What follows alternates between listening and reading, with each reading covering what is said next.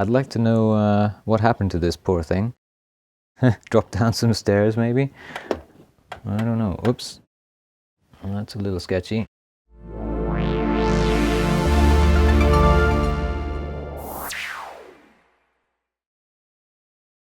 Welcome. Today we're looking at the Technics SX-K200 from 1982. This particular example has been through the ringer by the looks of it. I don't even want to know what this is on the keys. You can see that the start-stop button has been pushed in, slider caps are missing. These buttons, by the way, are really cool. They remind me of like old stereos and such. This company does make, you know, hi-fi gear, so they probably just repurposed some switches they had hanging around. You can see it has a digital memory pack installed. Interested to see what that's about. It's probably stores like patterns and such. The power cable is missing. In fact, this is one of the first things I've ever seen that has both DC in and AC in, so you can use a wall wart with it. As you can see, I haven't bothered cleaning it yet.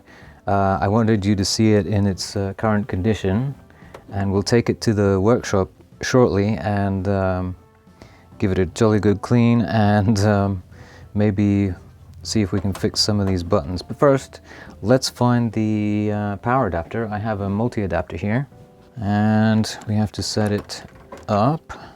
Tip. So we want center negative and 12 volts. Right, so how do we even turn this thing on? I didn't see an on switch unless it's this guy. Let's play. Oh, hey, look at that. We have some lights. And I hear a buzz from this speaker. Nothing from this one. Okay, so we have the recorder running. I noticed the volume is actually down, so let's start by turning it up to maybe the middle.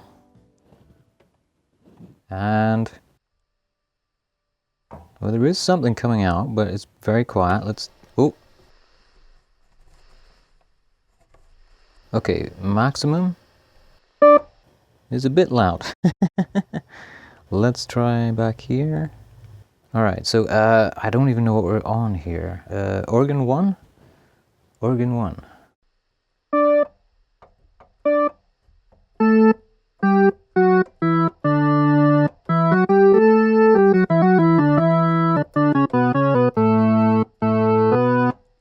That's way loud. Hang on a minute.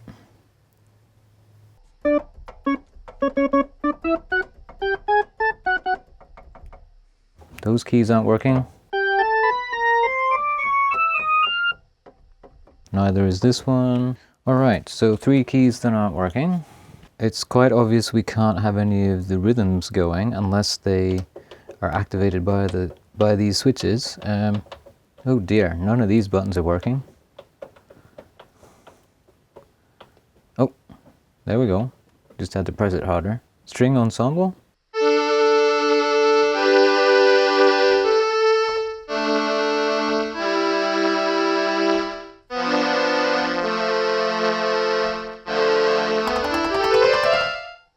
That actually sounds pretty good. If nothing else, it's good for that sound. So basically all the buttons need servicing. Trombone. What does this do?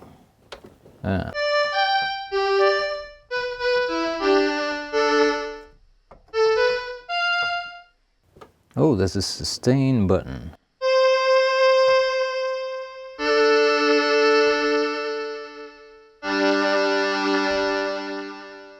I like it. Now there's quite a wonk in the casing right here. As you can see, it kind of bounces up and down there. I'm going to take this out, leave it out for now. Digital memory pack SYP1.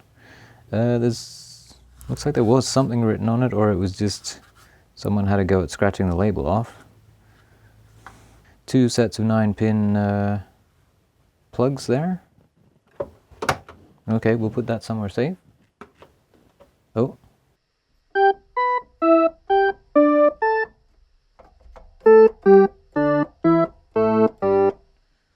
Another patch here, Celeste and Chorus.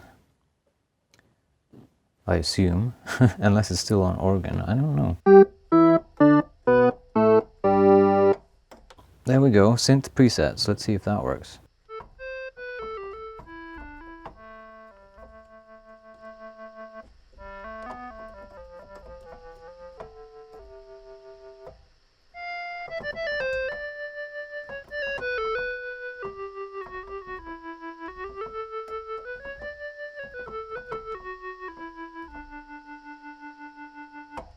That's kind of cool.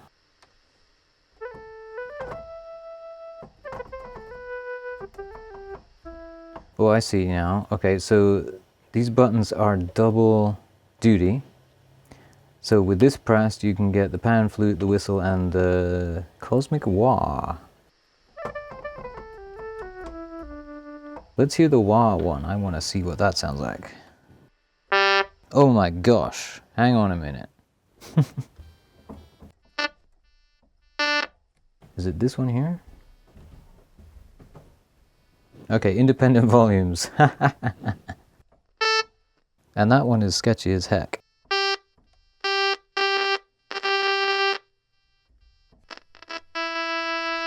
That's a little better. Okay, so cosmic wah.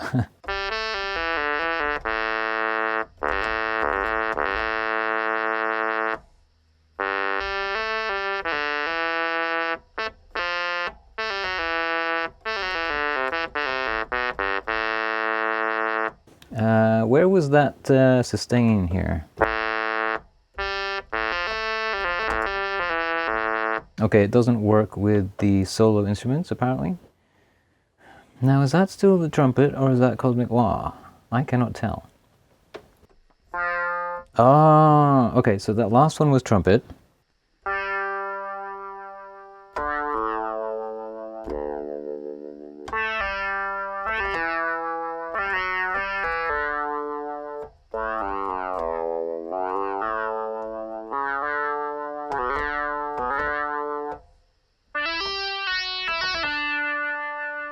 Cool. All right, so with that in mind, let's go back and see if this is the whistle.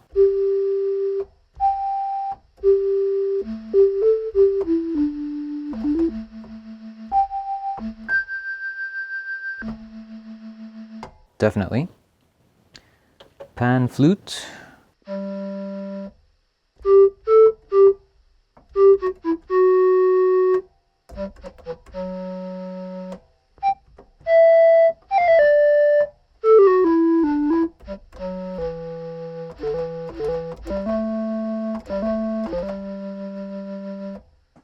Very cool. So that's enough monkeying around. Let's take this to the workbench. I'm gonna go wash my hands and then we'll clean this really good. And then we're gonna have to open it up and see what we can do about these messed up switches and such. Clean all the sliders and fix this one if we can, or at least get it out of there to the workbench. All right, here we are in the workshop. I've got myself a bucket of soapy water here, just some Dawn in there and a face cloth, an old face cloth. Wrung it out and we'll just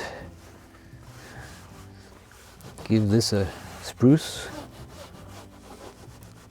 For these speaker grills, I might be able to blow some of the dust out. Let's try that.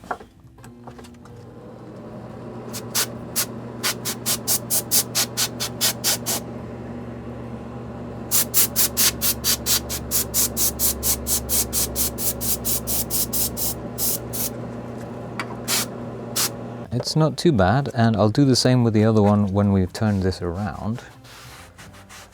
For some of these spots, we're going to have to get in there with a Q-tip.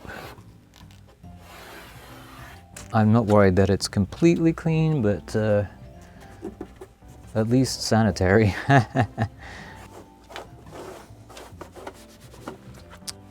Yeah, you can see it's coming up brown on the cloth. Now the trick is damp and not wet, obviously. That's already starting to look better. Now the keys, and they are quite disgusting. And again, if I can get the keys off completely, I will clean them individually. It may be a better way to go, but at least I want to get this, whatever the heck this brown stuff is, off. Let's just hope it's food and not the alternative. And I can already see down in these holes there's quite a bit of muck inside there too. It's going to be quite the project, I think.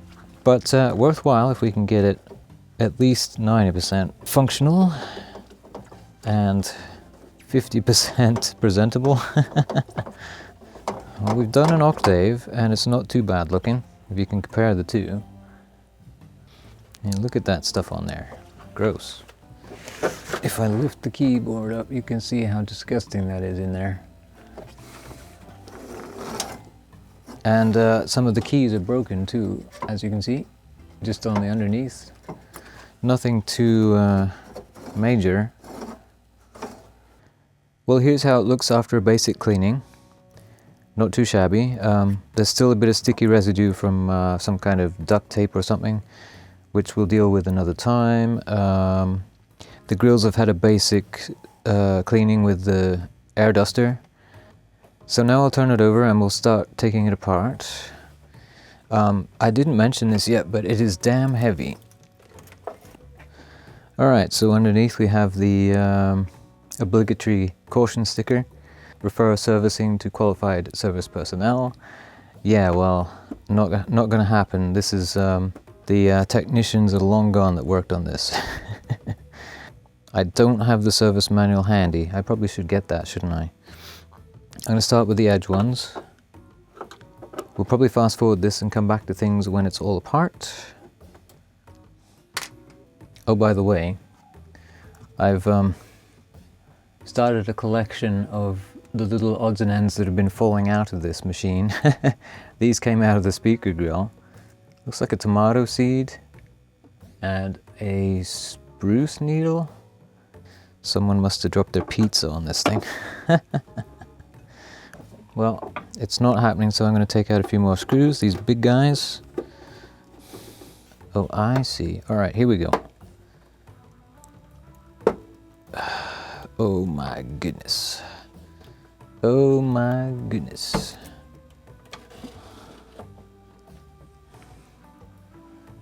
Oh, look at this. I only just noticed that. Oh, that's priceless, that is. Okay, so we're going to go mobile here.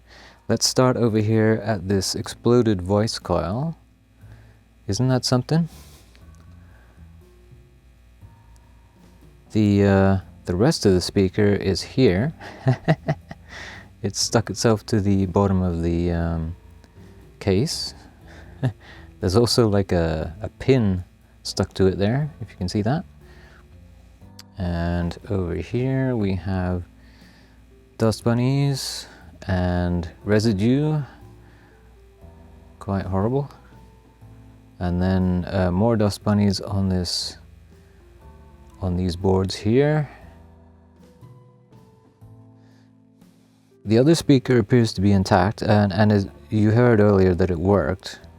There's outputs and such, outputs and inputs, more dust and whatever the heck else is in there. This side of the keyboard here has quite the massive dust bunny going on. Finger for scale. There's our keyboard controller.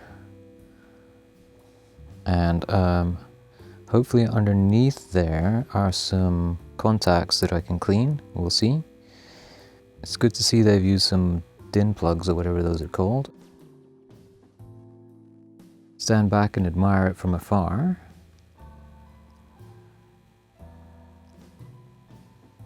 Now,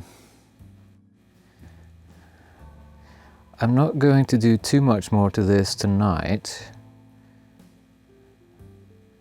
other than take some pictures and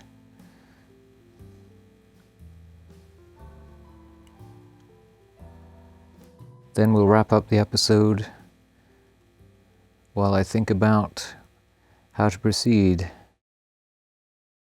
Well, it's shrunk quite a bit. This is the back of the speaker that had exploded in there. Not a huge deal. I can probably just replace that or take it out completely and we'll just have one side. I was more worried about this stuff. This is the worst of the dust bunnies that I scraped out of there. There's still quite a bit on the circuit boards themselves. It's going to take some compressed air and some TLC to get rid of that. As you could see in the footage there, some stuff got spilled inside and so there's some corrosion on the boards. Hopefully nothing too bad. Over the coming weeks we'll poke away at that project. Meanwhile, it's going to stay on the workbench. So yeah, what do we got in here? It looks like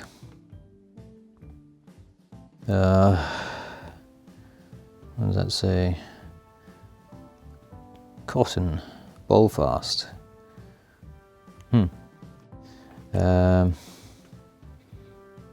Piece of wood or matchstick or something. Some fragments of sunflower seed. A little bit of paper. I wonder if that has anything written on it. Oh, it does. Yeah. It says 76 or 92. Maybe it's 92. And yeah, weird. Maybe this is part of a receipt? I don't know. That's a piece of, oh, there's a bug too. Half a bug. This is actually, like, compared to what I found in my CS5, my Yamaha CS5, this is actually pretty tame. There was dead wasps in that, among other things. Perhaps you'll get to see that footage sometime. That kind of predates my little show here. Anyway, what I was trying to pull out of here was, this is one of the little doesn't want to come out. This is one of the little foam tabs that was stuck in there under something. What is that? I don't want to know. Is that tissue paper or wax paper? I think it's wax paper. That looks like a little foam bean. Yep. And there's that pin that was stuck to the... There's that pin that was stuck to the speaker. Wow. And there's all kinds of little moth larvae casings. They're the usual kind of suspects that you find in very old things. My goodness. Well, let's get that out of the way and look at something nicer. We'll continue that project over the coming weeks. I don't know if next week's project will be related to that or to something else and more fun. We'll see what presents itself, and till then, thanks for watching.